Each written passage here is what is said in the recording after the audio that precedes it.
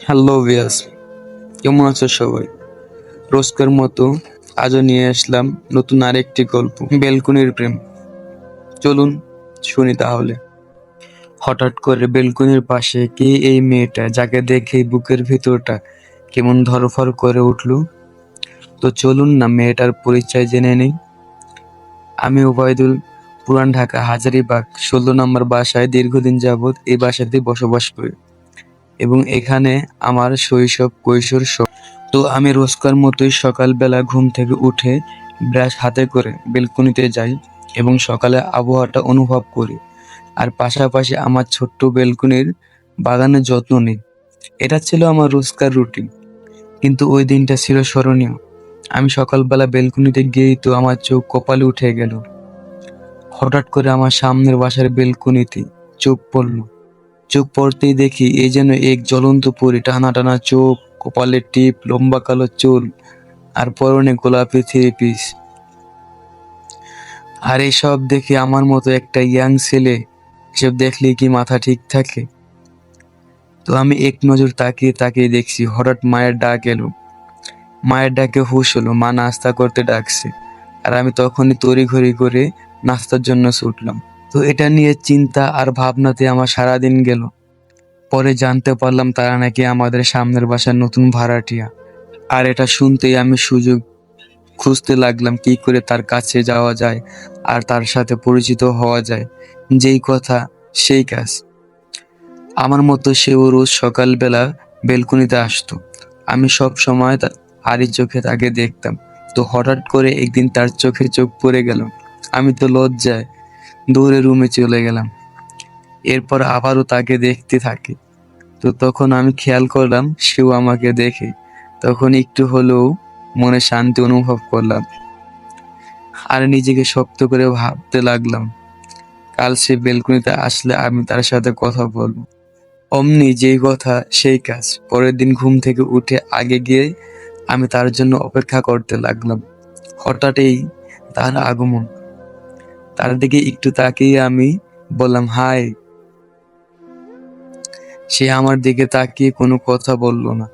আমি আবার বলে উঠলাম, এই যে আমি আপনাকেই বলছি। তখন সে বলল, জি বলেন। একটু রাগ অনুভব করলাম। তখন আমি বললাম, আমি ওবায়দুল, আপনি? তখন সে বলল, নাম জেনে কি? তখন বললাম, নতুন উঠছেন, যদি কোনো দরকার হয়। তখন সে বলল, আমি অবন্তী। আমি বললাম, সুন্দর নাম।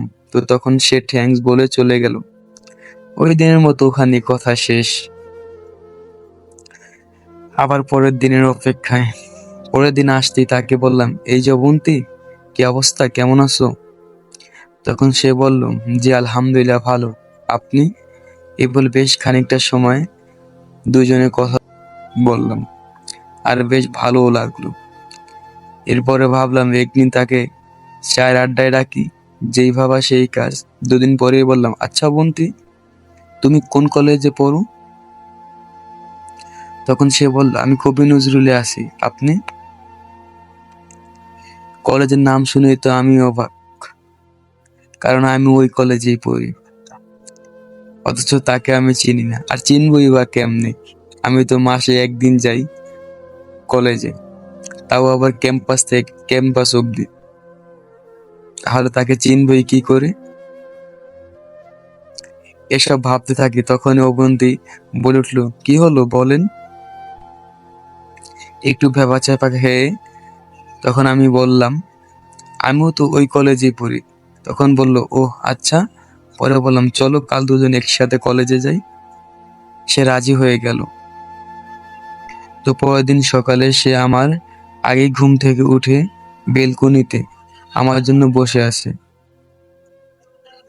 আমি যখনই বেলকনিতে প্রবেশ করলাম, অমনি বলে উঠলো, এই যে মিস্টার, কয়টা বাজে, কলেজে যাবেন না? তখনই আমার হুঁশ ফিরল। আমি তো তাকে বলছিলাম আজকে তার সাথে কলেজে যাব। তখন আমি বললাম, তুমি রেডি হয়ে আসো, আমি 5 মিনিটে রেডি হয়ে আসছি। তখন আমি তড়িঘড়ি করে চেঞ্জ করে রেডি হয়ে চললাম কলেজের উদ্দেশ্যে। ওমা, সে আমার সামনে আসতেই মনে হলো এই যেন এক আসমানের পরী নেমে আমার পাশে আসছে। তখন আর কি করব, সময়ও বেশি নেই। একটা রিক্সা ডেকে দুজনে চললাম আর বেশ গল্প করলাম। এভাবে কিছুদিন যেতে থাকে। এরপর একদিন ডিসিশন নিলাম আমি তাকে প্রপোজ করব, এবং অবশেষে প্রপোজ করেই ফেললাম।